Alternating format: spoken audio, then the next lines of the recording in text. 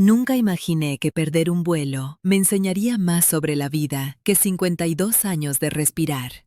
Esa mañana de marzo, el aeropuerto olía a café quemado y a desinfectante barato. Llevaba 3 horas sentada en una de esas sillas de plástico que te hacen doler la espalda, mirando el tablero de salidas cambiar de retrasado a cancelado una y otra vez.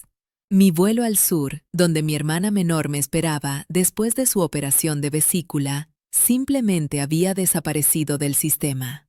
Pero déjame contarte algo que no le he dicho a nadie. 10 meses antes de ese día en el aeropuerto, un doctor con manos frías y voz demasiado suave me había sentado en su consultorio. Las paredes estaban pintadas de ese verde hospital que pretende calmarte, pero solo te recuerda dónde estás. Olía a alcohol y a ese ambientador de lavanda artificial que nunca engaña a nadie. Elena, me dijo, y yo supe antes de que abriera la boca. Los resultados muestran 1 año. Quizás 2 si tenía suerte. La enfermedad había decidido instalarse en mi cuerpo como un inquilino que no paga renta y que además planea quedarse con todo. Salí de ese consultorio y no lloré. Me compré un café de olla en la esquina. Me senté en una banca del parque y pensé en mis hijos. Ricardo, mi hijo mayor, con su vida perfecta en la capital. Su esposa Patricia de familia acomodada. Sus cenas los domingos en restaurantes donde un plato cuesta lo que yo gastaba en una semana de mercado. Isabel, mi niña, al otro lado del océano, trabajando en Europa, siempre cansada cuando llamaba, siempre con prisa por colgar. ¿Qué iba a decirles? ¿Que volvieran corriendo a verme morir? ¿Que me cuidaran por obligación, contando los días, fingiendo que querían estar ahí? No, preferí guardarme el secreto como quien guarda un tesoro amargo. Así que ahí estaba yo en el aeropuerto, 10 meses después, con mi maleta gastada, mi diagnóstico escondido y un vuelo que nunca iba a salir. Fue entonces cuando la vi, una muchacha joven, no más de 23 años, sentada en el piso junto a los baños. Tenía el cabello oscuro recogido en una cola despeinada, ojeras profundas como si no hubiera dormido en días, y en sus brazos sostenía a una bebé envuelta en una cobijita rosa ya grisácea de tanto lavado. La bebé no lloraba, solo miraba a su madre con esos ojos enormes que tienen los recién nacidos, como si entendiera todo. Me acerqué sin pensar, mis pies se movieron solos. ¿Estás bien, mija? La muchacha levantó la vista. Tenía los ojos hinchados de llorar en silencio. Perdí mi trabajo hace 3 semanas, me dijo con voz ronca. El dueño del cuarto donde vivíamos me corrió ayer. Valentina tiene 4 meses y yo... Se le quebró la voz. No terminó la frase. Olía a leche agria y a sudor de días sin bañarse. No de suciedad, entiendan, sino de supervivencia. De cargar a una criatura sin ayuda, sin dinero, sin techo. Me senté junto a ella en ese piso frío del aeropuerto. La bebé me miró con curiosidad y algo se movió dentro de mi pecho. Algo que había estado dormido desde que Tomás murió en ese accidente de construcción hace 15 años. Algo que mis propios hijos ya no despertaban. ¿Cómo te llamas? Carmen. Carmen, repetí, saboreando el nombre. Yo soy Elena. Lo que hice después todavía no lo entiendo del todo. Quizás fue el diagnóstico, esa certeza de que me quedaba poco tiempo. Quizás fue ver en Carmen a la hija que Isabel dejó de ser cuando se fue tan lejos. Quizás simplemente estaba cansada de ser prudente. Saqué de mi bolsa las llaves de mi casa de playa, esa casita que compré años después de quedarme sola, buscando un refugio para mi vejez, donde el aire huele a sal y los atardeceres pintan el cielo de naranja.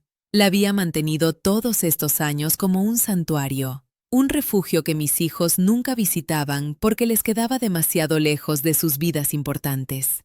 Toma. Carmen miró las llaves sin entender. Tengo una casa en la costa, a unas 4 horas de aquí. Estás sola. Yo voy a estar meses cuidando a mi hermana en el sur. Quédate ahí con tu bebé. 4 meses, 6, lo que necesites. Solo cuídamela. Pero, señora, usted no me conoce. No, admití. Pero tú tampoco me conoces a mí. Y vas a confiar en una desconocida que te ofrece un techo. Estamos iguales. Carmen empezó a llorar, no de esas lágrimas delicadas de telenovela, sino de esas que te sacuden el cuerpo entero, que salen desde el estómago. La bebé Valentina se removió inquieta y Carmen la apretó contra su pecho como si fuera lo único real en el mundo. Le di la dirección, el número de teléfono de un vecino que podía ayudarla si necesitaba algo y el poco dinero que llevaba en efectivo. Intercambiamos números de celular. Te voy a llamar cuando llegue, le dije. Cuídate, mija, cuida a esa niña. Conseguí otro vuelo esa misma noche. Mientras el avión despegaba, miré por la ventanilla las luces de la ciudad haciéndose pequeñas. Y me pregunté si había cometido la locura más grande de mi vida. No sabía que el temporal del sur me atraparía 6 meses completos, que los caminos se inundarían, que mi hermana empeoraría antes de mejorar, que la vida me obligaría a quedarme lejos de todo.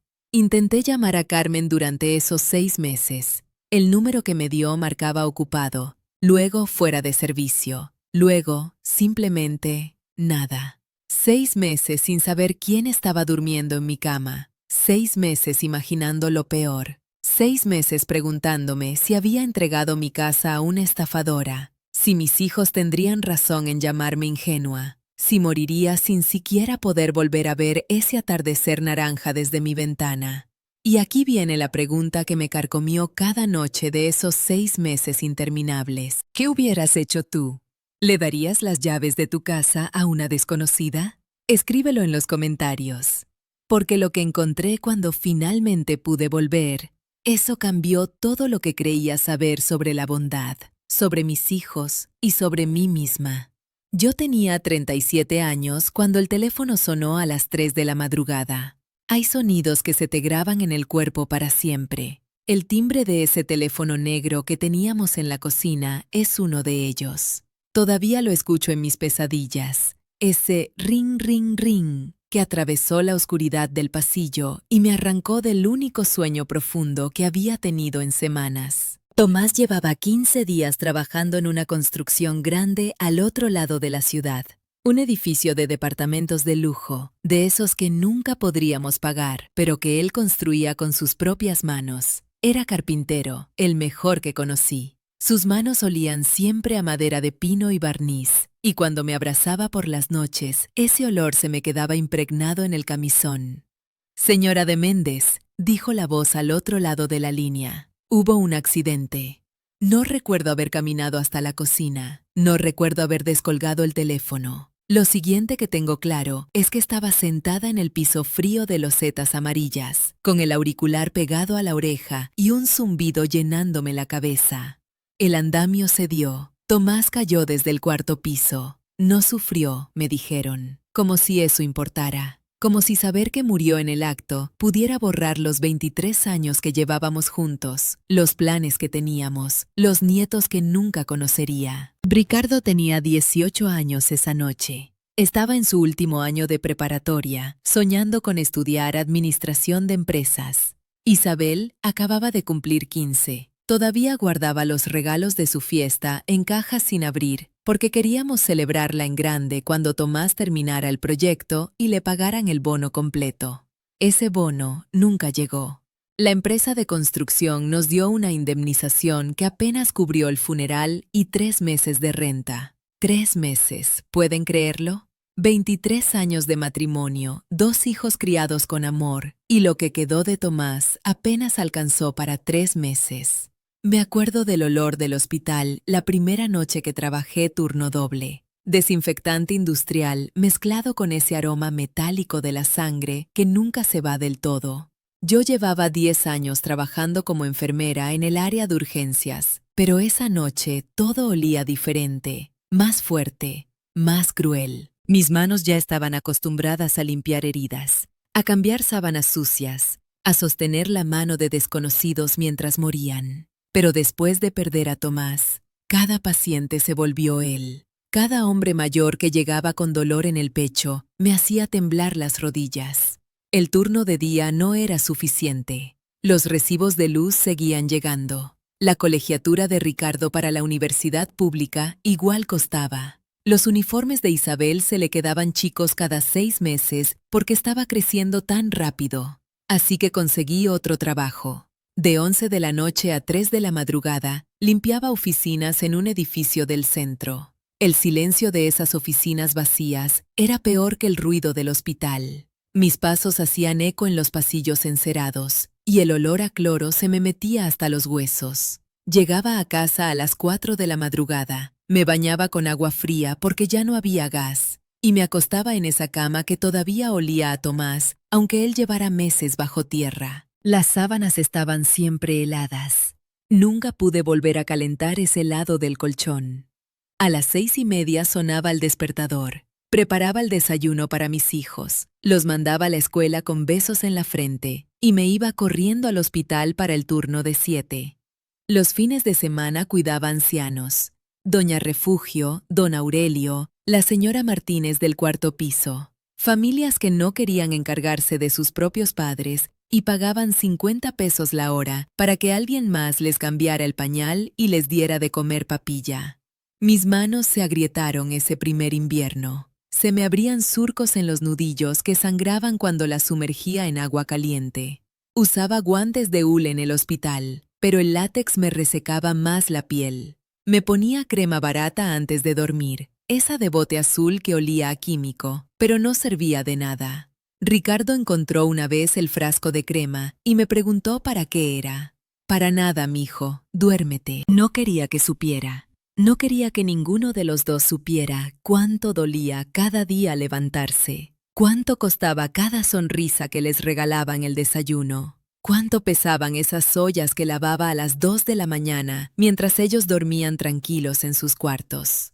Todo vale la pena por mis hijos, me lo repetía como oración. En el autobús camino al trabajo, con la frente pegada a la ventanilla sucia. En el pasillo del hospital, entre paciente y paciente, cuando las piernas me temblaban de cansancio. En la ducha fría de las 4 de la mañana, dejando que el agua se llevara las lágrimas. Todo vale la pena por mis hijos. Isabel se graduó con honores. Ricardo entró a la universidad pública y consiguió una beca parcial que yo completé vendiendo las herramientas de Tomás, una por una, en el tianguis de los domingos. Cada martillo que vendía era un pedazo de él que desaparecía, pero mis hijos necesitaban libros, calculadoras, uniformes limpios. Nunca les pedí nada. Nunca les dije que me dolían las rodillas de tanto estar parada, que me quedaba dormida en el autobús y pasaba mi parada, que una vez me desmayé en el baño del hospital y desperté tirada entre el excusado y la pared,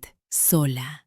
Ellos tenían que concentrarse en sus estudios. Ellos tenían que salir adelante. Ellos eran mi única razón para seguir respirando. Mi madre me decía que los estaba malcriando. Los estás volviendo inútiles, Elena. Un hijo que no sufre nunca aprende. Pero yo había sufrido suficiente por todos. Yo cargaría con el peso completo para que ellos pudieran caminar ligeros. 15 años hice eso. 15 años de triple turno, de sábanas frías, de manos agrietadas, de crema barata y silencios. Mientras te cuento esto, comenta desde qué ciudad me escuchas, porque sé que muchas de ustedes conocen este cansancio, este amor que duele. Pero lo que no sabía entonces era que cada sacrificio era una cadena invisible que los ataba con culpa, no con amor. Yo creía que el sacrificio terminaría cuando ellos despegaran. Que una vez que Ricardo se graduara y encontrara trabajo, una vez que Isabel consiguiera esa oportunidad en el extranjero con la que tanto soñaba, yo podría sentarme en algún lugar tranquilo y descansar. Que mis hijos me buscarían, me abrazarían, me dirían gracias mamá, no sé cómo lo hiciste, pero lo logramos juntos. Qué ingenua fui. Ricardo terminó la universidad con honores. Administración de empresas, promedio casi perfecto. Yo estuve en su graduación, sentada en las últimas filas del auditorio porque llegué tarde del hospital y ya no había lugares adelante. Lo vi caminar al escenario desde lejos, tan elegante con su toga negra, tan alto y seguro de sí mismo. Aplaudí hasta que me dolieron las palmas. Después de la ceremonia, lo busqué entre la multitud. Quería abrazarlo, tomarle una foto, llevarlo a comer a algún lugar bonito, aunque fuera caro. Pero cuando lo encontré, estaba rodeado de compañeros con familias que parecían sacadas de revista. Padres con trajes, madres con vestidos de diseñador, hermanos menores con celulares nuevos. Y yo ahí, con mi uniforme de enfermera porque no había tenido tiempo de cambiarme, con los zapatos desgastados y el maquillaje corrido por el calor. Ricardo me vio acercarme. Por un segundo, solo un segundo, vi algo en sus ojos que me partió el alma. Vergüenza. Mamá, después te llamo, ¿sí? Vamos a ir a celebrar con mis compañeros.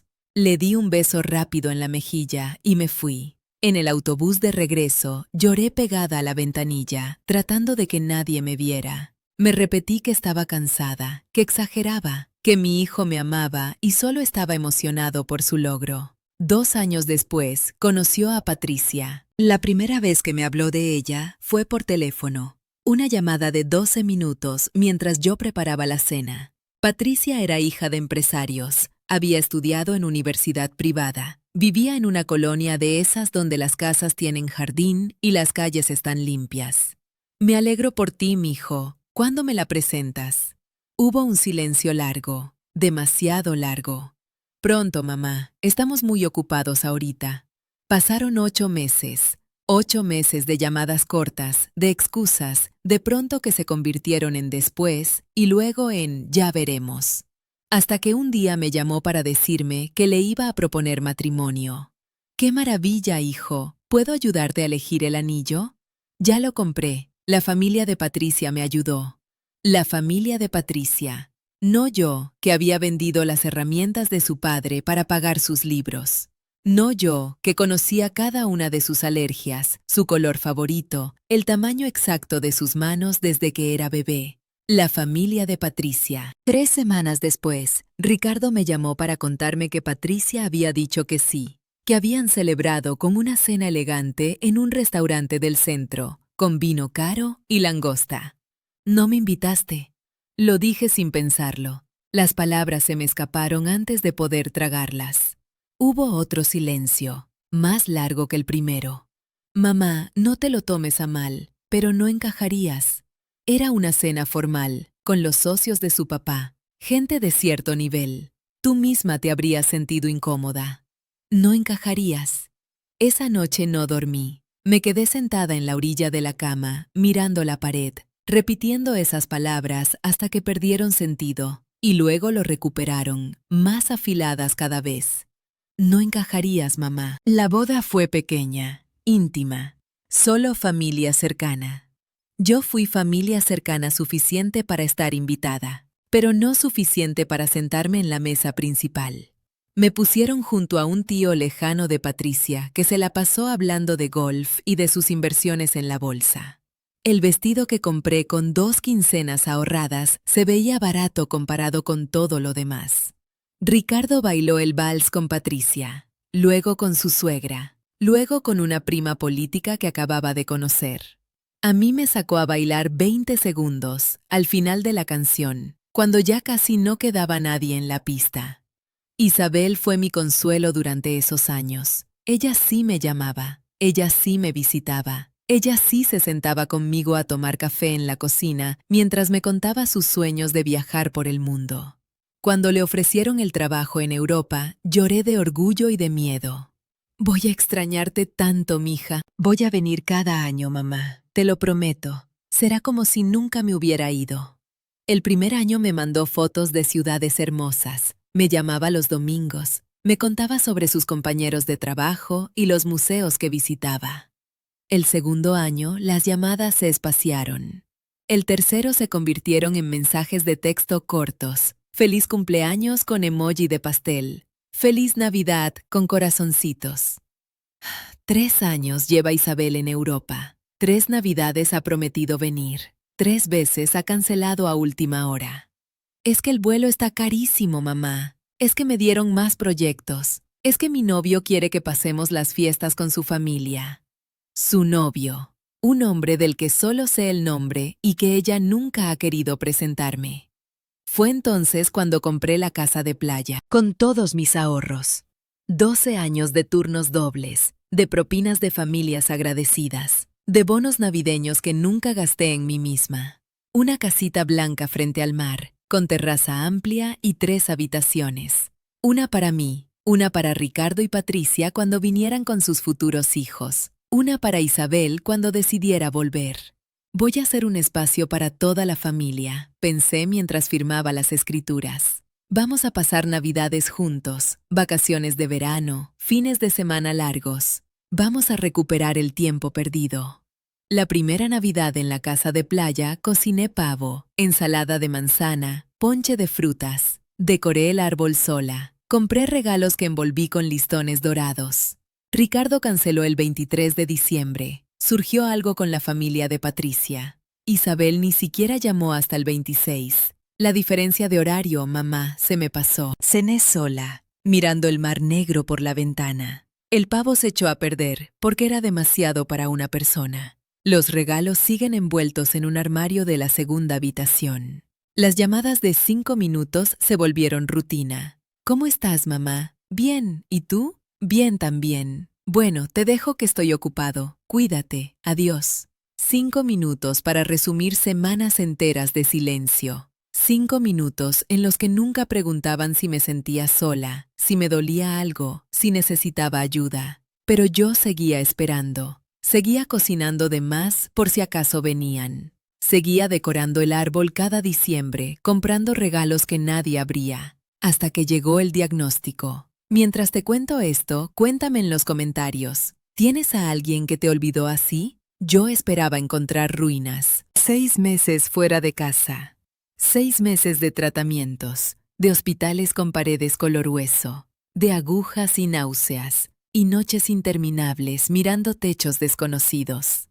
6 meses imaginando lo peor. Mi casita de playa abandonada, invadida por el salitre y el olvido, convertida en refugio de una extraña que probablemente ya había vendido mis cosas y desaparecido. El taxi avanzaba por la carretera costera y yo apretaba las manos sobre el regazo, sintiendo cómo el corazón me latía en la garganta. El conductor era un hombre callado que mascaba chicle y escuchaba rancheras a volumen bajo. No me preguntó nada, lo cual agradecí. No tenía palabras para explicar lo que estaba sintiendo. Miedo, anticipación, un poco de vergüenza por haber sido tan ingenua. Le dejé las llaves de mi casa a una desconocida en un aeropuerto. Le escribí un poder notarial para que pudiera vivir ahí legalmente. Le transferí dinero cada mes durante medio año. Ricardo tenía razón. Pensé mientras el taxi tomaba la curva final hacia la calle principal. Estás loca, mamá. Completamente loca. Pero entonces vimos la casa, y el conductor dejó de mascar chicle. El jardín. Dios mío, el jardín. Cuando me fui estaba descuidado, con hierbas secas y macetas vacías que yo nunca tenía tiempo de atender.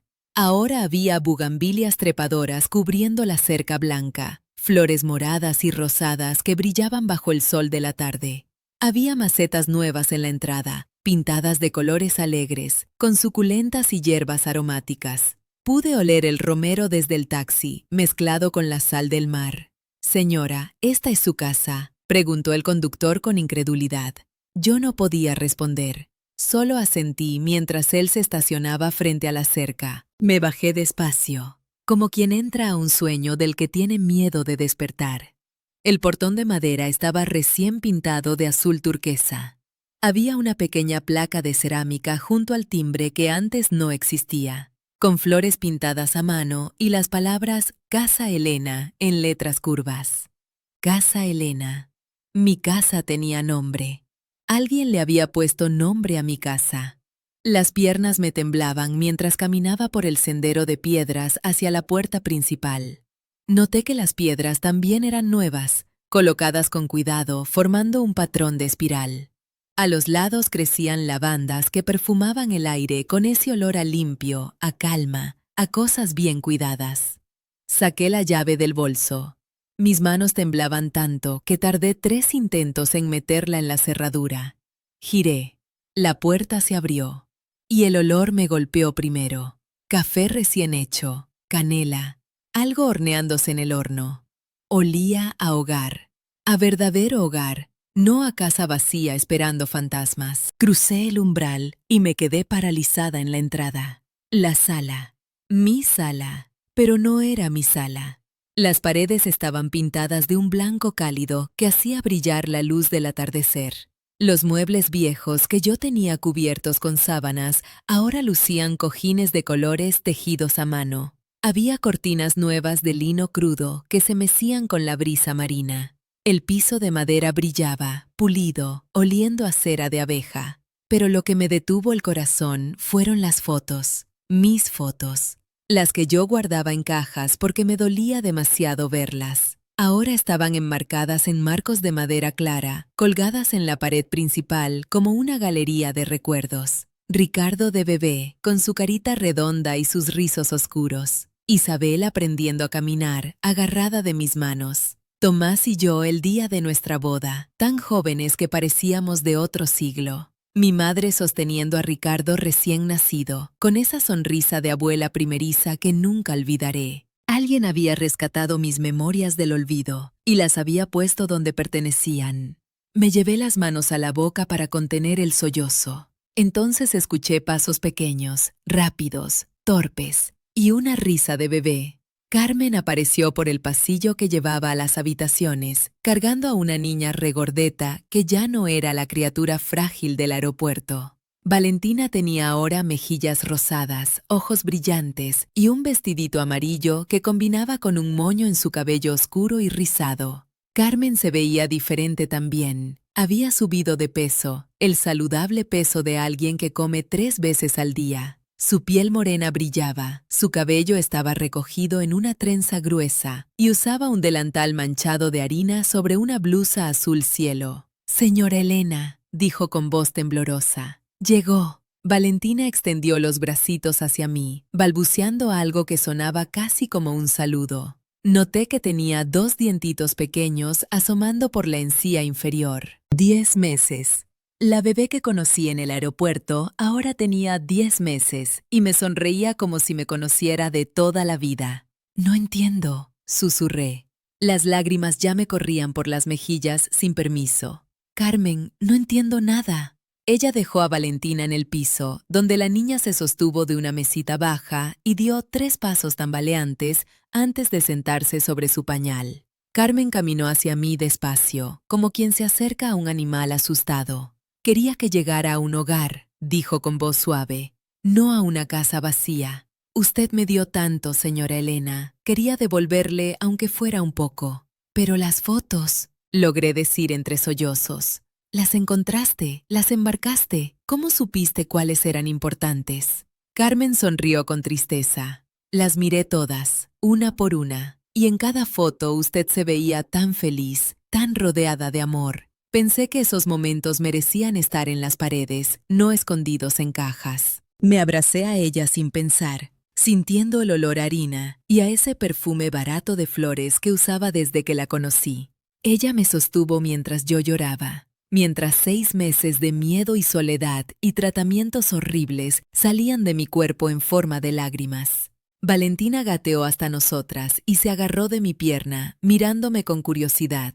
Cuando finalmente pude separarme, Carmen me tomó de las manos y su expresión cambió. Se puso seria, casi nerviosa. «Señora Elena, hay algo que debo contarle». Me sequé las lágrimas con el dorso de la mano. «¿Qué cosa, mija?» Carmen respiró hondo. Sus hijos vinieron, Ricardo e Isabel, los 2. Y lo que pasó, bueno, necesita sentarse para escuchar esto. Pero lo que Carmen me dijo a continuación me rompió el corazón de una manera que no esperaba. Yo necesitaba sentarme antes de escuchar cualquier cosa más. Carmen me guió hasta el sillón del salón. Ese mismo sillón viejo de terciopelo verde que Tomás y yo compramos en un mercado de pulgas hace más de 20 años.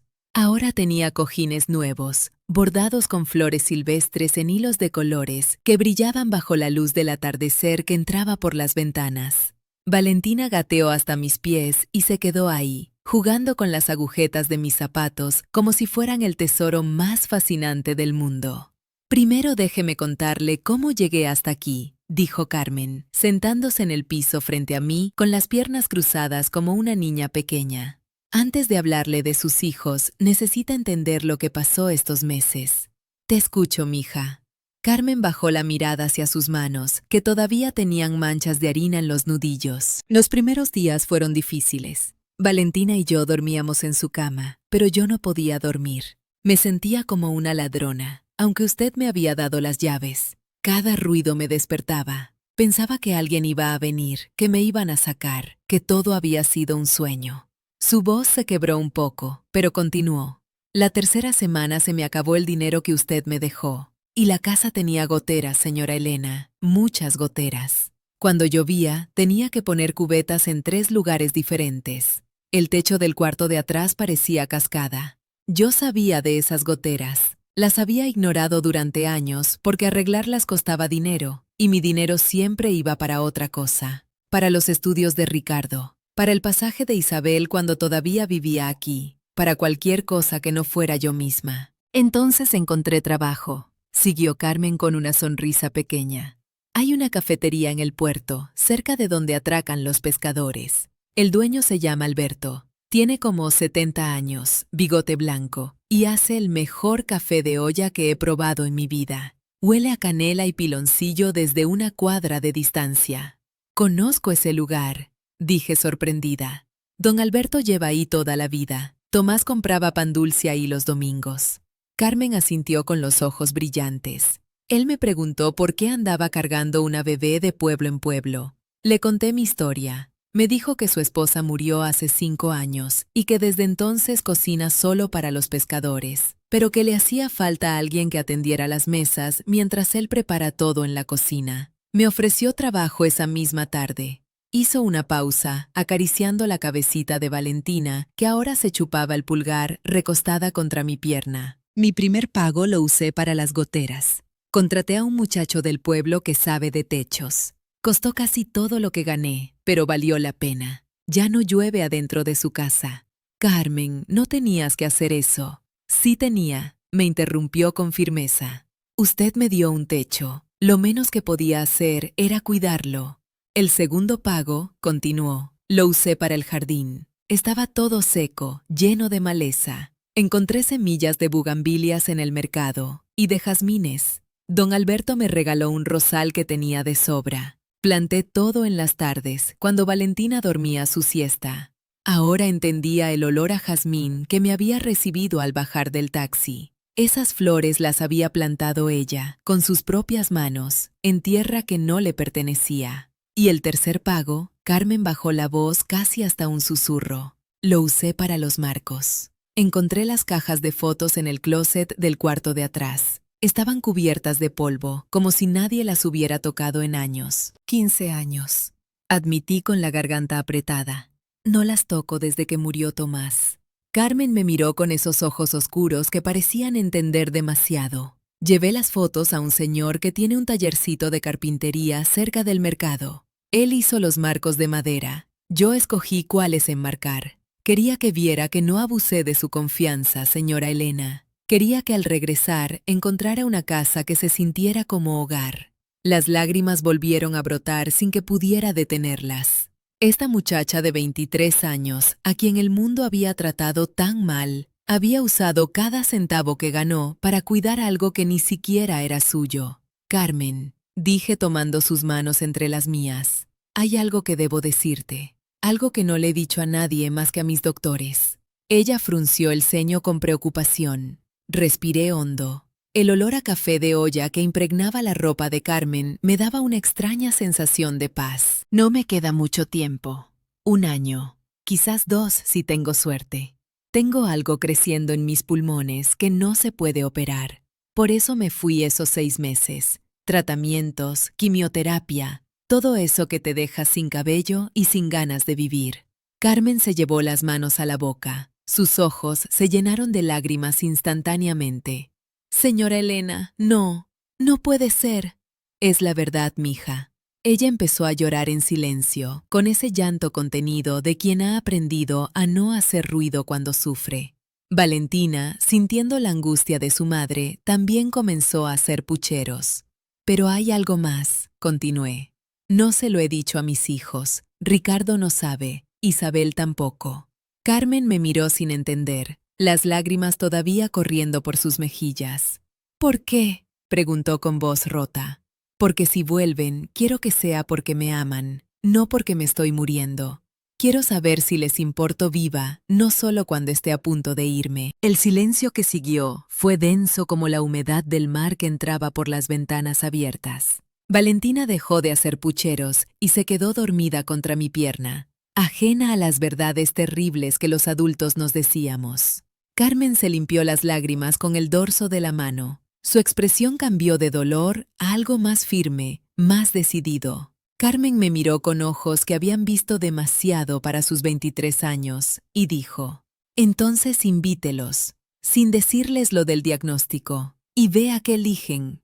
Yo pasé toda la noche en vela pensando en las palabras de Carmen. Invítelos, sin decirles lo del diagnóstico, y vea qué eligen. A las 6 de la mañana ya estaba sentada en el porche con una taza de café entre las manos. El vapor subía perezoso hacia el cielo que apenas comenzaba a teñirse de naranja. Las bugambilias que Carmen había plantado brillaban con el rocío de la madrugada y el olor a sal, mezclado con jazmín, me llenaba los pulmones de una manera que casi dolía. Estos pulmones enfermos que me quedaban, al menos podían disfrutar esto. Valentina todavía dormía en su cunita y Carmen había salido temprano para su turno en la cafetería. Me dejó el desayuno listo, huevos revueltos con tomate, tortillas calentadas en comal y más de ese café de olla que ya empezaba a asociar con ella, con bondad inesperada.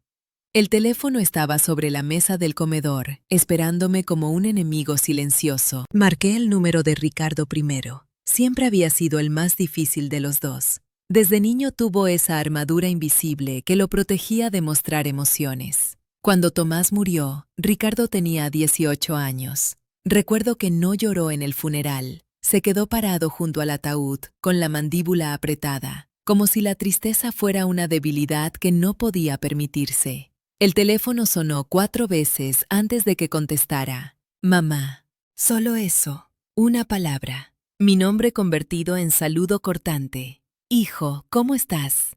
Escuché ruido de fondo. Voces, risas, el ruido de vajilla, música suave de restaurante caro. Estoy en medio de un desayuno de negocios, mamá. Puede ser rápido. Cerré los ojos.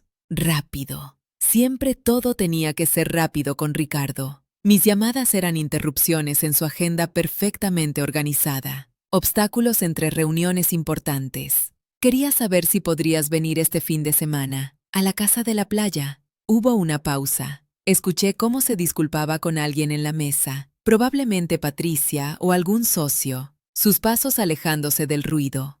Mamá, sabes que los fines de semana son complicados. Patricia y yo teníamos planes de ir a ver a sus padres y además tengo que preparar una presentación para el lunes.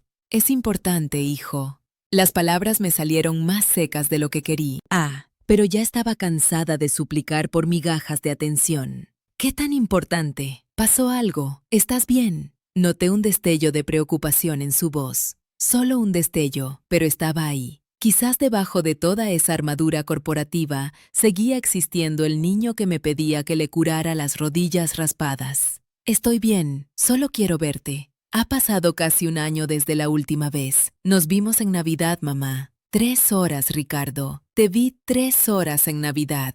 Entre que llegaste tarde, cenamos apurados, y te fuiste temprano porque Patricia tenía compromiso con su familia al día siguiente. El silencio que siguió fue pesado. Podía imaginarlo pasándose la mano por el cabello, ese gesto que heredó de su padre cuando se sentía acorralado. Está bien, mamá, déjame ver qué puedo hacer, pero solo puedo quedarme unas horas. El domingo en la noche tengo que estar de vuelta en la ciudad. Unas horas. Mi hijo me estaba dando unas horas de su tiempo, como quien dona monedas a un mendigo.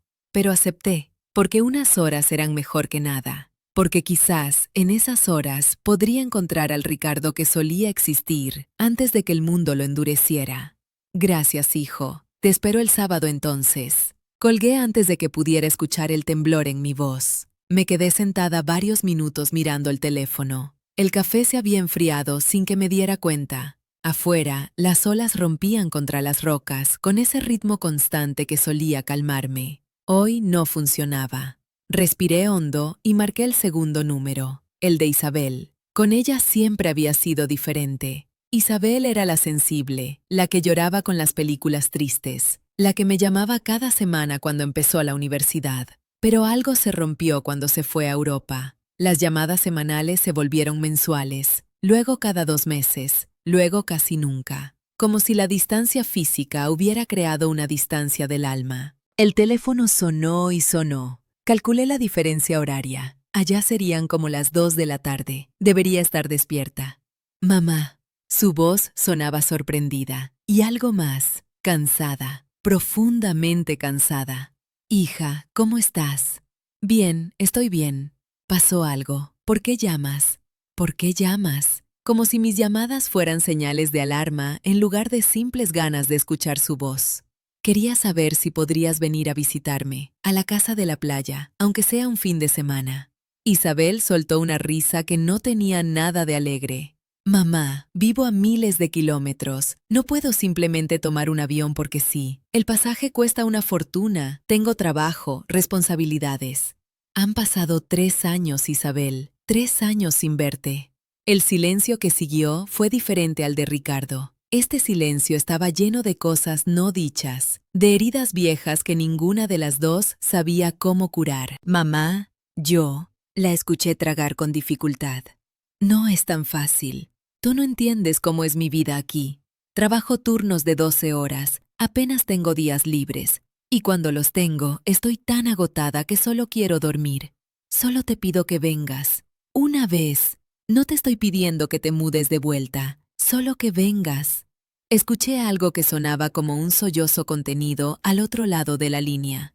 ¿Por qué ahora, mamá? ¿Por qué después de tanto tiempo me llamas así, de la nada, pidiéndome que vaya? Porque te extraño, hija. Porque esta casa está llena de recuerdos tuyos y de tu hermano. Y me estoy dando cuenta de que los recuerdos no abrazan. Los recuerdos no se sientan a tomar café contigo en las mañanas. Isabel lloró. Pude escucharlo claramente a través del teléfono. Esos sollozos que intentaba ahogar, pero que se escapaban de todas formas. Déjame ver qué puedo hacer, dijo finalmente con voz quebrada.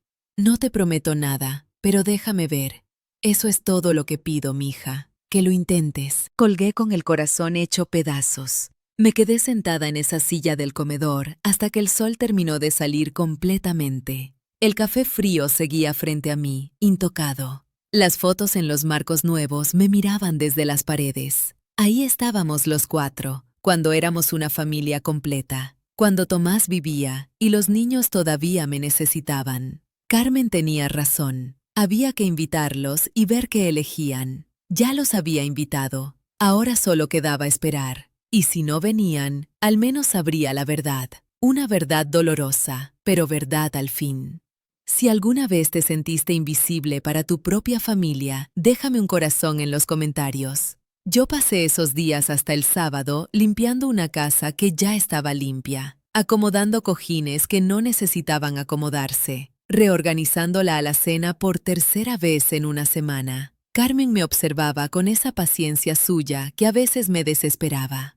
Elena, me dijo el viernes por la noche mientras Valentina dormía en su cuna, todo va a salir bien. Tú no conoces a mis hijos, le respondí, mientras doblaba y desdoblaba la misma servilleta de tela. No, no los conozco, pero te conozco a ti. Y cualquier persona que haya sido criada por alguien como tú, tiene que tener algo bueno adentro. Quise creerle con todas mis fuerzas. El sábado amaneció nublado. El cielo estaba cubierto de nubes grises que amenazaban lluvia, pero no se decidían a soltar ni una gota. El mar se veía oscuro, casi amenazante. Preparé café desde las 6 de la mañana, aunque sabía que Ricardo no llegaría hasta pasado el mediodía. A las 11 comencé a cocinar. Hice ese guiso de res que a Ricardo le encantaba de niño, con papas y zanahorias cortadas en cubos pequeños como a él le gustaban. El olor llenó toda la casa. Ese aroma a comida de hogar que me transportaba a tiempos más simples. Carmen insistió en ayudarme, aunque le dije que no era necesario. Valentina gateaba por la cocina, agarrándose de las patas de las sillas, balbuceando esas palabras que todavía no eran palabras, pero que sonaban a música. A la 1 de la tarde, escuché el motor de un auto estacionándose afuera. El corazón se me detuvo. Me sequé las manos en el delantal y caminé hacia la ventana. Un auto rentado, negro, elegante. Del asiento del conductor bajó Ricardo. Solo Ricardo. Patricia no estaba. Carmen se acercó a mi lado con Valentina en brazos. «Es tu hijo», murmuró. «Sí, se parece a ti, los mismos ojos». No tuve tiempo de responder porque Ricardo ya estaba subiendo los escalones del porche. Respiré hondo y abrí la puerta antes de que tocara. «Hijo, mamá», nos quedamos ahí parados, mirándonos como dos extraños que alguna vez compartieron la misma sangre. Ricardo se veía mayor de lo que recordaba. Tenía canas en las sienes que antes no estaban, y líneas alrededor de los ojos que delataban noches de poco sueño. Iba a abrazarlo cuando sus ojos se movieron hacia adentro de la casa, hacia Carmen, hacia Valentina. Su expresión cambió inmediatamente. ¿Quién es ella? No fue una pregunta, fue una acusación.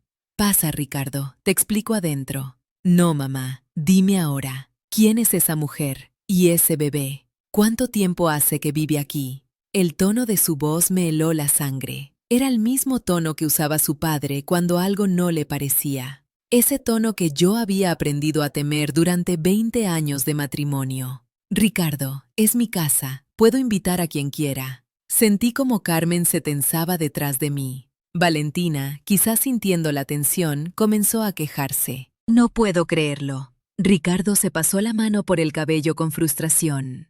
«Me llamas después de 6 meses de silencio. Me haces venir hasta acá y resulta que has estado viviendo con una desconocida y su bebé. ¿Qué está pasando, mamá? Te están estafando. Esta mujer te está manipulando». Carmen dio un paso hacia atrás, como si las palabras de Ricardo fueran golpes físicos. Y ahí, en ese momento exacto, algo se quebró dentro de mí. Algo que había estado agrietado por años, finalmente se partió en dos. «Ricardo Alberto, baja la voz en mi casa». Mi propia voz me sorprendió, firme, sin temblor, sin disculpas. «Esta mujer se llama Carmen. La conocí en el aeropuerto hace 6 meses. Necesitaba ayuda y yo tenía espacio de sobra. Es mi amiga y es mi invitada. Y tú, hijo mío, vas a entrar a esta casa y vas a comportarte con respeto, o te vas a subir a ese auto y te vas a ir por donde viniste». Ricardo me miró como si no me reconociera. Y quizás no me reconocía. Quizás yo tampoco me reconocía. El silencio entre nosotros era denso como la niebla de las mañanas de invierno. Y entonces, como si el universo decidiera intervenir, otro auto se estacionó detrás del de Ricardo. Un taxi. Del asiento trasero bajó una mujer delgada, casi frágil, con una maleta pequeña. Isabel. Mi hija, mi niña, la que vivía a miles de kilómetros, la que dijo que no podía venir. Corrí hacia ella sin pensar, sin importarme Ricardo o Carmen o la tensión que flotaba en el aire como humo. «Hija, viniste, viniste». Los brazos de Isabel me envolvieron y sentí cómo su cuerpo temblaba. Olía a avión, a café de aeropuerto, a cansancio profundo. Pero estaba ahí, estaba ahí. «Tomé el primer vuelo que encontré», murmuró contra mi hombro. No podía esperar, no podía seguir fingiendo que la distancia no me estaba matando. Cuando finalmente nos separamos, la miré bien, y lo que vi me partió el alma. Isabel se veía demacrada, tenía ojeras oscuras como moretones bajo los ojos. Había perdido peso, demasiado peso. Su piel tenía ese tono grisáceo de quien no ha visto el sol en meses. «Mija», susurré tocando su mejilla, «¿qué te pasó?». Ella solo negó con la cabeza, los ojos llenos de lágrimas. «Después, mamá, después te cuento todo. Ahora solo quiero entrar y sentarme y no pensar en nada por un rato». Ricardo se había quedado en el porche, observando la escena. Vi algo pasar por su rostro cuando vio a su hermana. Algo que se parecía a la preocupación. Algo que se parecía al hermano que solía ser. Entramos todos a la casa. Carmen seguía de pie junto a la cocina con Valentina en brazos, claramente incómoda, claramente queriendo desaparecer. «No», le dije tomándola del codo, «tú te quedas, eres parte de esto». «Elena», comenzó a protestar. «Carmen, por favor». Ella asintió lentamente. Nos sentamos en la sala, Ricardo en el sillón individual, con los brazos cruzados y la mandíbula apretada. Isabel a mi lado en el sofá grande, tan cerca que nuestras rodillas se tocaban. Carmen en la silla junto a la ventana, con Valentina dormida finalmente en su regazo. El olor del guiso seguía flotando desde la cocina. Afuera, las olas rompían contra las rocas con ese ritmo eterno que de alguna manera me daba fuerzas. Miré a mis hijos, a mi hijo que me miraba con desconfianza, a mi hija que parecía a punto de quebrarse. Pensé en todo lo que habíamos sido, en todo lo que habíamos perdido, en las palabras que debí decir hace años, pero que siempre se quedaron atoradas en mi garganta. Ya no tenía tiempo para guardarme nada. Y entonces dije las palabras que había estado ensayando por meses. Necesito entender qué pasó entre nosotros. Yo esperaba silencio. Esperaba que Ricardo mirara hacia otro lado, que Isabel cambiara el tema, que todos hiciéramos lo que siempre hacíamos, pretender que las grietas no existían. Pero el silencio que siguió a mis palabras fue diferente. Fue un silencio cargado, denso como la humedad que precede a las tormentas de verano en la costa. Un silencio que olía a verdades guardadas demasiado tiempo. Ricardo fue el primero en hablar. Su voz salió áspera, como si las palabras le rasparan la garganta al salir. ¿Quieres saber qué pasó entre nosotros, mamá? ¿De verdad quieres saber? Sí, dije. Necesito saberlo. Él soltó una risa corta, amarga, sin humor. Se pasó las manos por el pelo, ese gesto que hacía desde niño cuando estaba nervioso. Y entonces me miró directamente a los ojos por primera vez desde que llegó. Mamá, siempre nos hiciste sentir que te debíamos algo. Cada sacrificio tuyo era un recordatorio de nuestra deuda. Cada vez que trabajabas doble turno, cada vez que no comías para que nosotros comiéramos, cada vez que usabas la misma ropa gastada mientras nos comprabas zapatos nuevos. Todo, absolutamente todo, venía con un precio invisible. Las palabras me golpearon como olas heladas. Ricardo, yo nunca les pedí nada a cambio.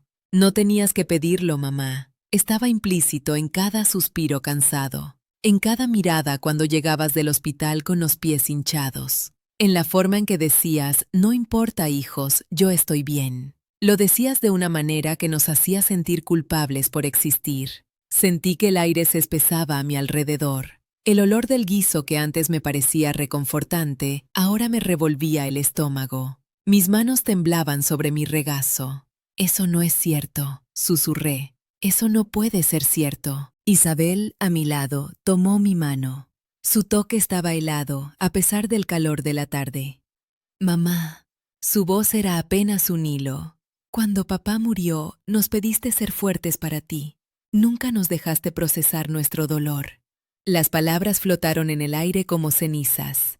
Yo tenía 15 años, continuó Isabel. Ricardo 18. Acabábamos de perder a nuestro padre y tú nos miraste y dijiste, ahora somos nosotros tres contra el mundo. Necesito que sean fuertes. Recuerdo ese día. Recuerdo el olor a desinfectante del hospital, las luces fluorescentes que me hacían doler los ojos, el frío imposible de la sala de espera. Recuerdo mirar a mis hijos y sentir terror puro de no poder cuidarlos sola. Tenía miedo, dije. Estaba aterrorizada. Lo sabemos, mamá. Isabel apretó mi mano más fuerte. Pero nosotros también. Y no había espacio para nuestro miedo. Solo para el tuyo. Solo para tu dolor. Tuvimos que guardarnos todo porque tú necesitabas que fuéramos fuertes. Ricardo se inclinó hacia adelante, los codos sobre las rodillas. Yo dejé la universidad por un año para trabajar y ayudarte con los gastos, lo sabes. Y cada vez que mencionaba volver, me mirabas con esos ojos que decían, mira todo lo que he sacrificado por ti. Ricardo, yo te dije que volvieras a estudiar. Sí, pero también suspiraste cuando lo hice. También dejaste de comer carne esa semana porque era más cara. También le dijiste a la vecina que tu hijo por fin iba a terminar su carrera mientras tú te matabas trabajando. Las lágrimas comenzaron a correr por mis mejillas. No las sentí llegar, simplemente estaban ahí, calientes contra mi piel fría. Yo solo quería que supieran cuánto los amaba, dije con la voz quebrada. Todo lo que hice fue por amor. Pero nos hiciste sentir como una carga, mamá.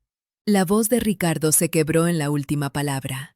Nos hiciste sentir que nuestra existencia era un peso que tú cargabas con heroísmo, y la única forma de pagarte era quedarnos cerca, renunciar a nuestros sueños, vivir la vida que tú querías para nosotros. Isabel sollozaba a mi lado. Sus lágrimas caían sobre nuestras manos entrelazadas.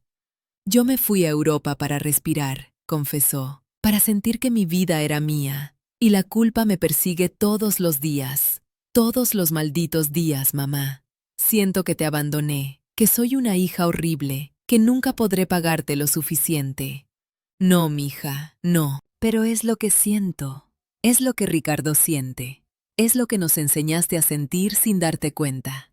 El silencio que siguió fue el más pesado de mi vida. Podía escuchar las olas afuera, el tic-tac del reloj de la cocina, la respiración suave de Valentina dormida en brazos de Carmen. Podía oler mis propias lágrimas, saladas como el mar que me había dado refugio estos meses. Miré a mis hijos, a Ricardo con los ojos rojos y la mandíbula temblando, a Isabel, demacrada y exhausta, llevando un peso que yo le había puesto encima sin saberlo. Quise defenderme. Quise explicar que el sacrificio era lo único que conocía, que mi propia madre me había enseñado que el amor se demuestra sufriendo, que cuando Tomás murió, el dolor era tan grande que la única forma de sobrevivir era convertirlo en propósito. Pero las palabras no salían, porque en algún lugar profundo, en ese rincón del alma donde guardamos las verdades que no queremos ver, sabía que tenían razón. Había convertido mi amor en una cadena. Mis sacrificios en monedas de culpa, mi dolor en la única forma de conexión que conocía, y mis hijos habían pagado el precio. Lo siento, susurré. Dios mío, lo siento tanto. Ricardo se cubrió el rostro con las manos. Isabel recostó su cabeza en mi hombro, temblando. El atardecer entraba por la ventana, tiñendo todo de naranja y rosa.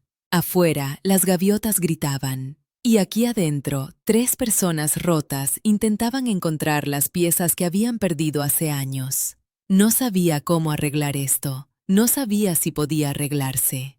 Entonces Carmen, la desconocida que había vivido en mi casa 6 meses, dijo algo que lo cambió todo. Yo observé a Carmen levantarse del sillón con Valentina dormida contra su pecho. La niña suspiró suavemente, ese sonido diminuto que hacen los bebés cuando sueñan con cosas que nosotros ya olvidamos. Carmen nos miró a los 3, a mí con mis lágrimas secándose en las mejillas, a Ricardo con el rostro hundido entre las manos, a Isabel temblando contra mi hombro.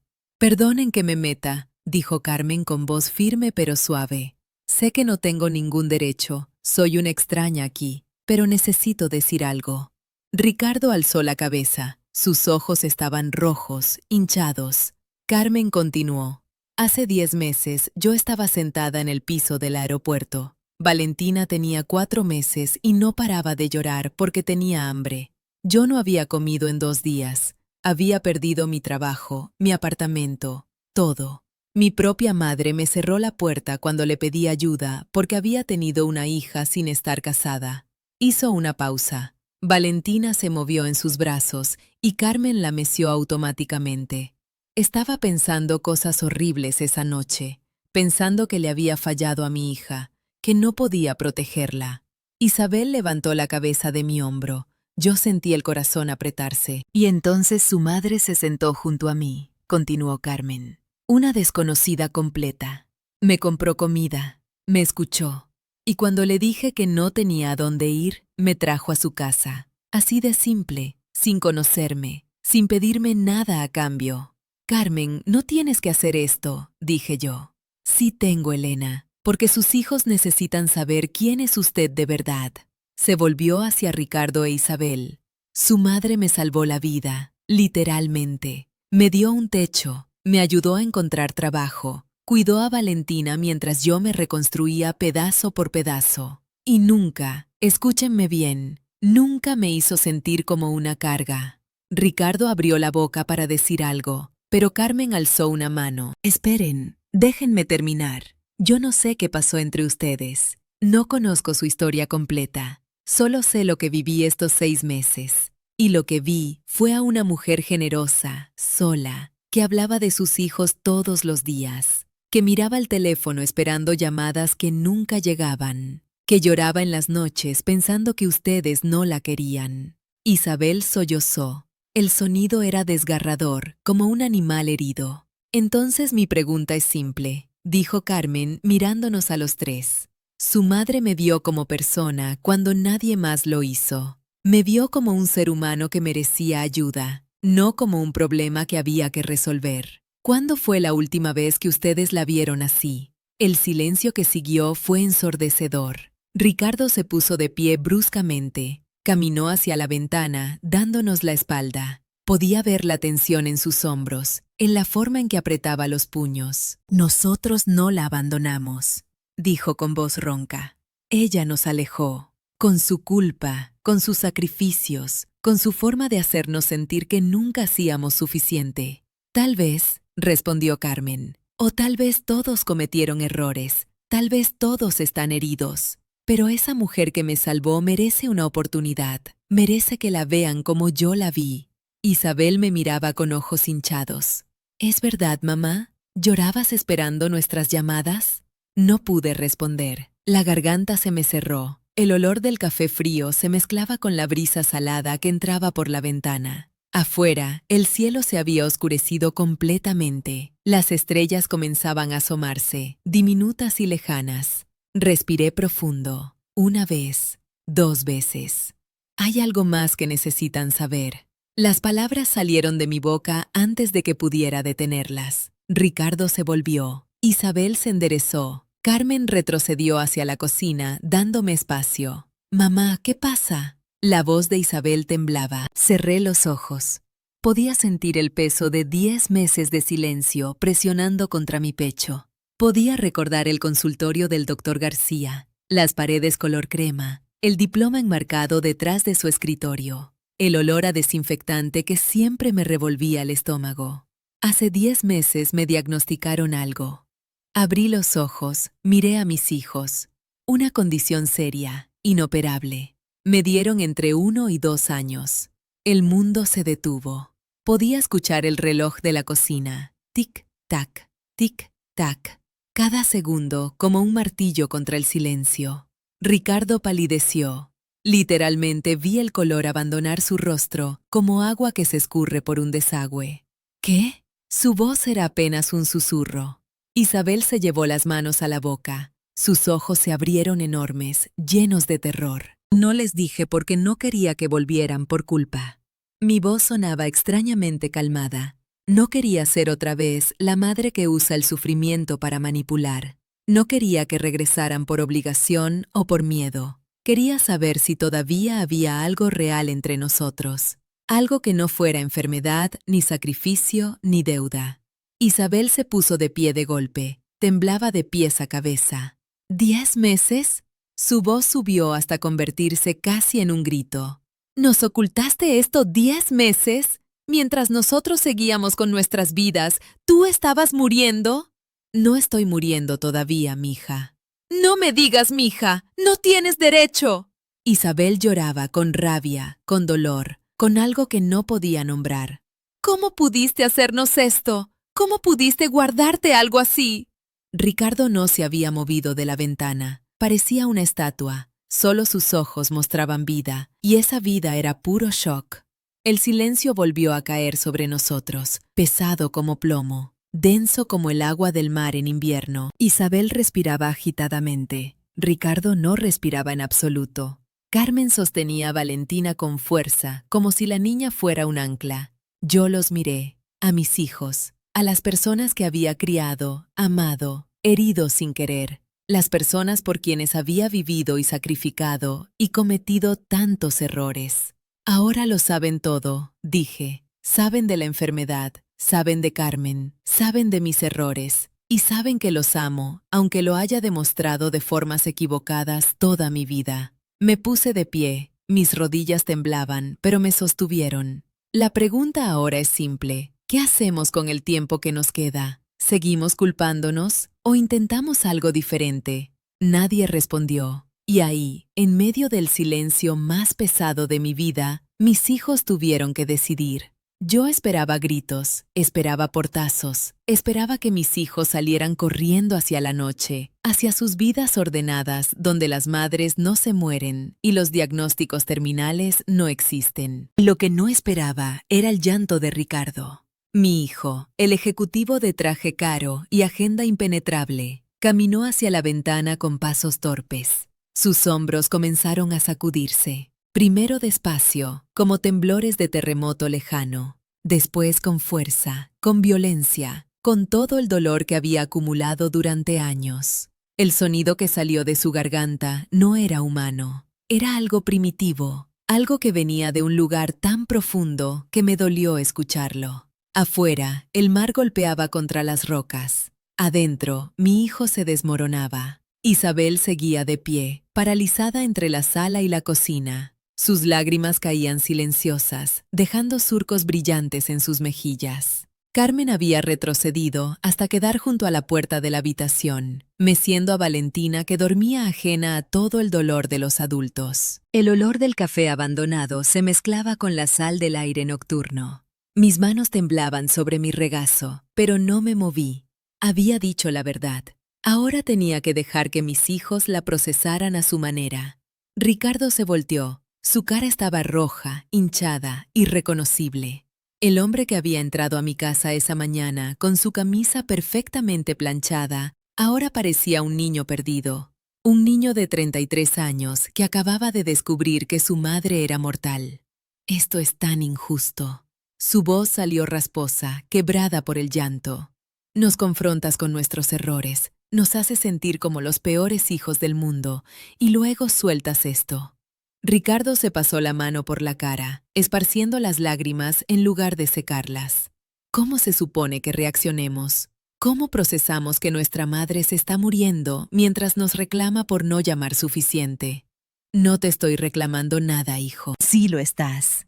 Se golpeó el pecho con el puño. Todo esto es un reclamo. La casa transformada, la chica con el bebé, los 10 meses de silencio, todo. El reloj de la cocina seguía marcando los segundos. Tic, tac, tic, tac, cada uno recordándome cuántos me quedaban. Me puse de pie despacio. Mis rodillas protestaron, pero las ignoré. Caminé hacia Ricardo, hacia mi hijo furioso y destrozado, y me detuve a un paso de él. El tiempo no espera, Ricardo. Mi voz sonó más firme de lo que sentía. Podemos pasarnos las horas que nos quedan peleándonos, echándonos culpas, contando quién hirió a quién primero. O podemos intentar sanar. Ricardo me miró. Sus ojos estaban rojos, hinchados, pero algo cambió en ellos. Algo se suavizó. Isabel se movió entonces. Mi hija cruzó la sala en 3 zancadas y se arrodilló frente a mí. No sé cuándo fue la última vez que la vi tan vulnerable, tan despojada de sus defensas. Quizás nunca. Cuéntanos todo. Su voz era apenas un susurro. Los 10 meses, todo lo que cargaste sola. Por favor, mamá, necesito entender. Me senté en el sofá. Mis hijos se acomodaron a mi alrededor. Isabel en el piso, con la cabeza apoyada contra mis rodillas como cuando era niña. Ricardo en el sillón de enfrente, inclinado hacia adelante. Los codos sobre las rodillas, los ojos fijos en mí. Carmen se había sentado en la mecedora del rincón. Valentina dormía en sus brazos, el único ser en paz en toda la casa. Respiré profundo. El aire sabía a mar, a café frío, a jazmín del jardín que entraba por la ventana abierta. El día del diagnóstico llovía, empecé. De esas lluvias de mayo que no paran en 3 días. Fui al consultorio del doctor García esperando que me dijera que era gastritis, estrés, cualquier cosa, pero vi su cara cuando entré. Los doctores no saben mentir, aunque crean que sí. Hice una pausa. Los recuerdos dolían como heridas frescas. Me explicó las opciones: quimioterapia paliativa, tratamientos experimentales, cuidados de confort. Me dio estadísticas, porcentajes, números que sonaban como sentencias. 1 a 2 años si todo iba bien. Menos si el tumor se comportaba mal. Isabel sollozó contra mis rodillas. Sentí sus lágrimas atravesar la tela de mi vestido, calientes contra mi piel. Esa noche llegué a la casa y me senté aquí mismo, en este sofá. No encendí las luces. Me quedé mirando el mar por la ventana hasta que amaneció. No lloré. Creo que estaba demasiado en shock para llorar. Ricardo no había movido un músculo. Parecía una estatua de dolor. Las lágrimas llegaron después. Continué. Llegaron cuando intenté llamarlos y colgué antes de que contestaran. Llegaron cuando me despertaba a las 3 de la mañana pensando en morir sola. Llegaron cuando caminaba por la playa preguntándome si alguien notaría mi ausencia. Mamá. La voz de Isabel se quebró en la palabra. Pasaron 4 meses así. 4 meses de tratamientos, de náuseas, de noches interminables. Y entonces conocí a Carmen. Miré hacia la mecedora donde ella escuchaba en silencio. La vi en el aeropuerto, con su bebé llorando, contando monedas para un café. Y algo cambió. Pensé que si iba a morir, quería que mi último acto significara algo. No quería irme dejando solo ausencias y silencios y llamadas que nunca hice.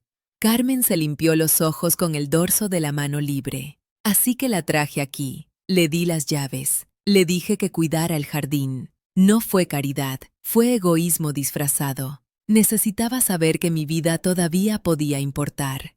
El silencio que siguió fue diferente, menos pesado, más limpio. Ricardo se levantó del sillón, caminó hacia mí con pasos lentos, medidos. Se arrodilló junto a Isabel, mi hijo y mi hija a mis pies como cuando eran pequeños y les contaba cuentos antes de dormir. Tomó mi mano entre las suyas. Sus dedos estaban fríos, temblorosos. Lo siento. Su voz se quebró. Lo siento mucho, mamá. Siento no haber estado aquí.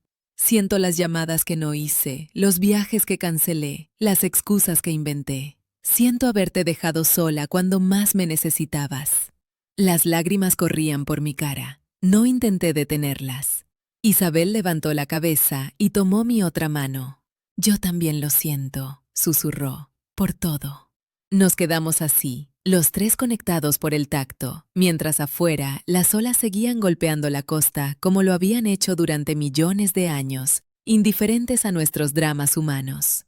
Entonces Ricardo dijo algo que nunca pensé escuchar de mi hijo el ejecutivo. Voy a quedarme. Yo pensé que había escuchado mal. Voy a quedarme, repitió Ricardo, y su voz sonaba diferente, más suave, como si algo dentro de él se hubiera aflojado después de años de tensión. Lo miré sin poder responder. Las palabras se me atoraban en la garganta como piedras. Patricia puede manejar todo, continuó. La casa, los compromisos, las cenas con sus padres. Ella entiende. De hecho, fue ella quien me dijo que viniera y no me preocupara por nada más. Patricia. Mi nuera ausente, la mujer que yo había juzgado sin conocer, construyendo en mi mente una imagen de frialdad que quizás nunca existió. Isabel se incorporó del piso, sentándose a mi lado en el sofá. Mi trabajo puede esperar, dijo con firmeza. Esto no puede.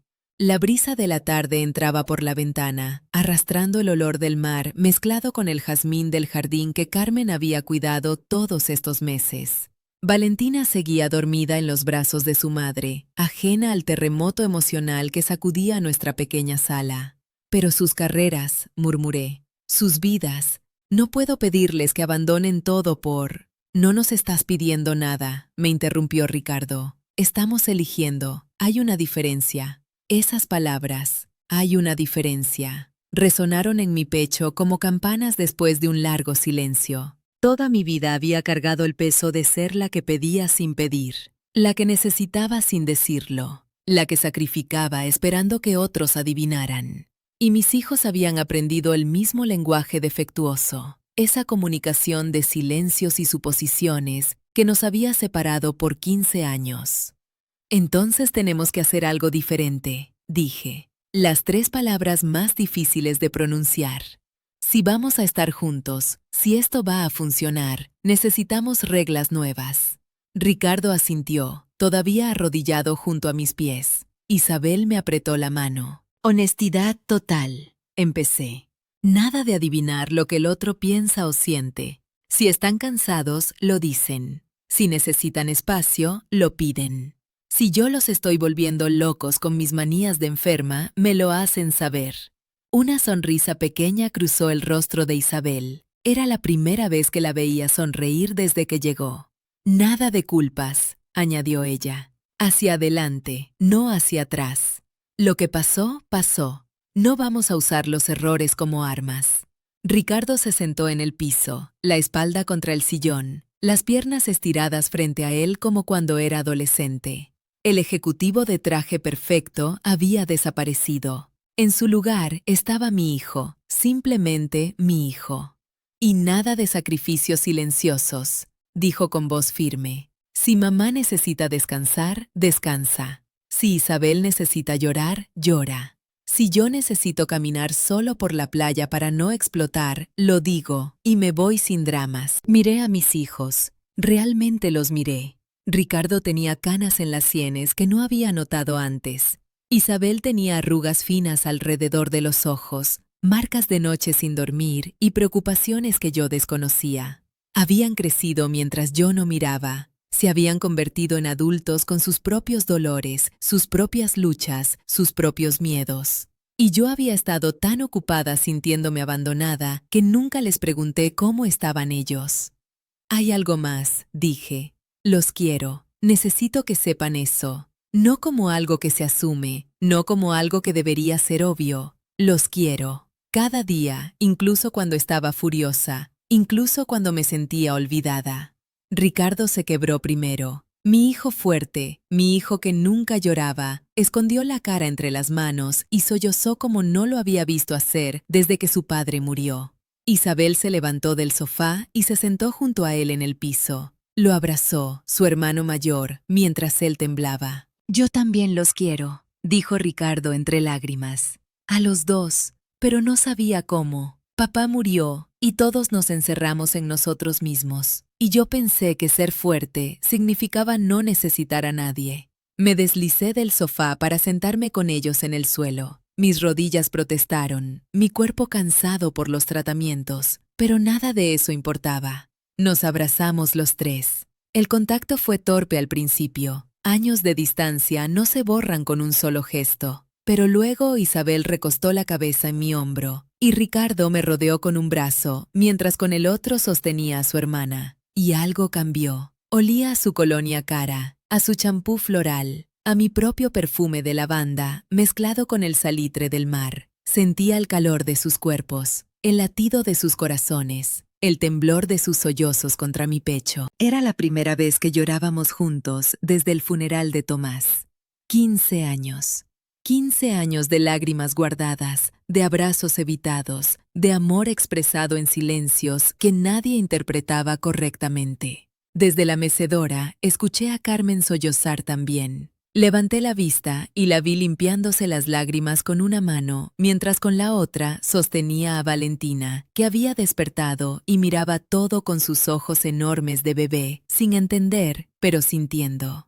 Carmen. La extraña que había recibido en mi casa cuando mis propios hijos no estaban. La joven que me había demostrado que el amor no tiene que ganarse, que puede simplemente darse porque sí. Se levantó con Valentina en brazos y caminó hacia nosotros. No dijo nada, solo se sentó cerca, parte del círculo sin forzar entrada, respetando nuestro momento, pero presente. Valentina extendió su manita hacia mi rostro, tocando mis lágrimas con curiosidad. Los bebés no entienden la tristeza, pero entienden la conexión. Y en ese momento éramos 5 personas rotas, encontrando la manera de sostenerse mutuamente.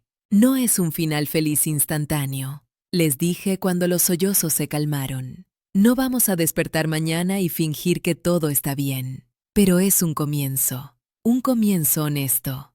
Ricardo asintió, los ojos rojos, pero la mirada clara. Es más de lo que teníamos ayer. Esa noche cenamos juntos. Nada especial, solo arroz con frijoles que Carmen preparó mientras yo descansaba. Comimos en la mesa del porche, mirando el atardecer pintar el océano de naranja y púrpura. Los meses que siguieron no fueron fáciles. Hubo días malos, recaídas, momentos donde la vieja costumbre de callar casi ganaba. Pero Ricardo cumplió su palabra. Dejó el trabajo corporativo por uno flexible que podía hacer desde cualquier lugar. Isabel tomó licencia indefinida y se instaló en el cuarto que había sido suyo. Carmen y Valentina se quedaron también, en la casita del jardín que Ricardo ayudó a reparar. Y mientras escribo esto, 6 meses después de aquel fin de semana, mirando el océano desde mi porche, finalmente entiendo lo que significa morir en paz. Yo escribo estas palabras con mano temblorosa, pero el corazón en calma.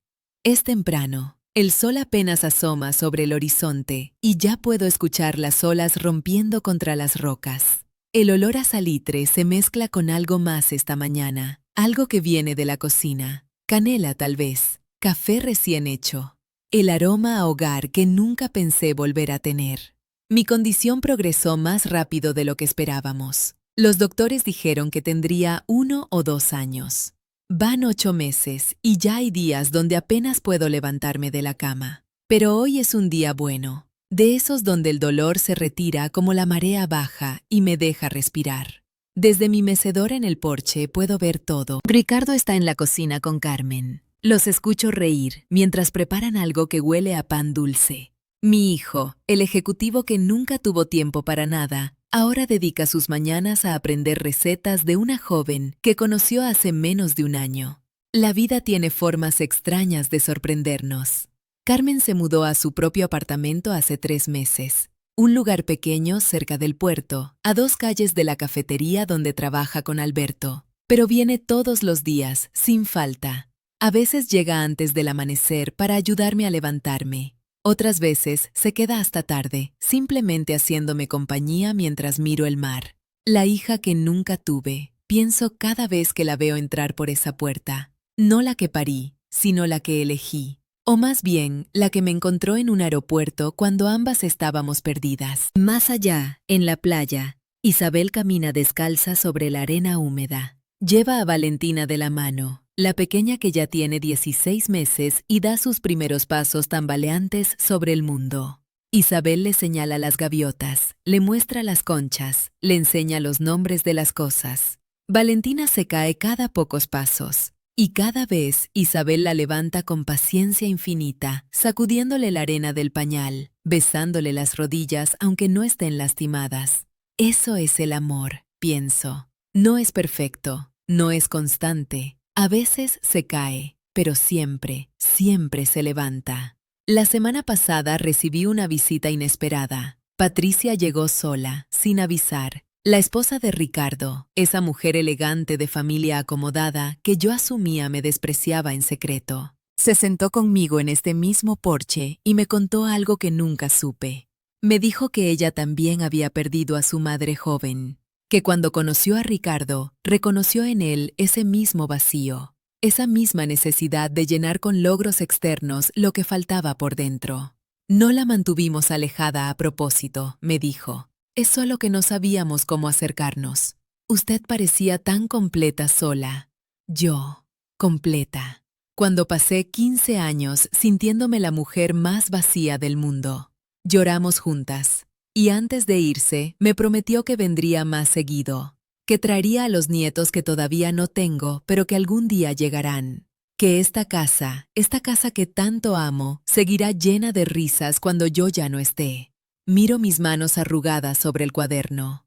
Las mismas manos que cambiaron pañales, que limpiaron heridas, que cocinaron miles de comidas que nadie agradeció.